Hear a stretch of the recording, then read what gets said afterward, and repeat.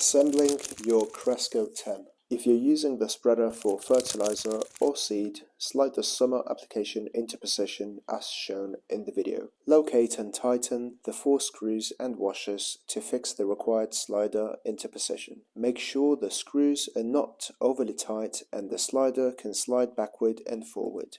Locate the lower linkage and place it through the pivot bracket. Push the free end of the lower linkage through the center hole of the chosen slider. Secure the lower linkage in place using the small R-pin as shown. Take the 2 lower frames and attach them to the hopper body using the M6x60 bolts. When placing the legs on the hopper, make sure the 2 holes on the side of the lower frame are on the outside.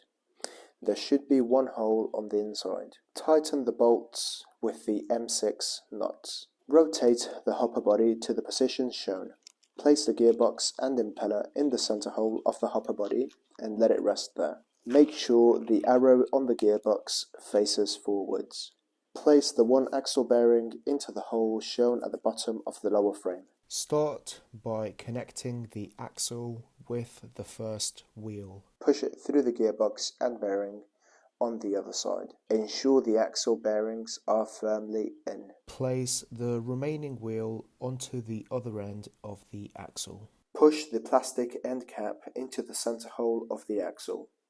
Use a screwdriver and wheel cap screws to tighten. Complete the same process on both sides. Turn the spreader onto its wheels and ensure they work correctly.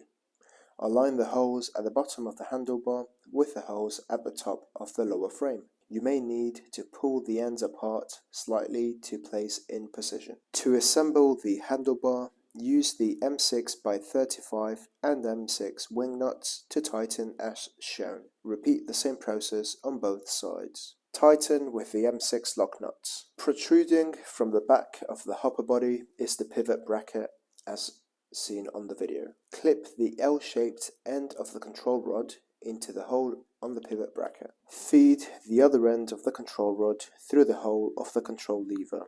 Make sure you push the control lever all the way to the setting 20. Do not tighten into place. Before tightening the control rod, make sure the application holes in the hopper are fully open, the hopper aperture fully open, and the gauge lever set at 20. Tighten the screw firmly to secure the control rod. Affix the agitator pin through the impeller shaft inside the hopper.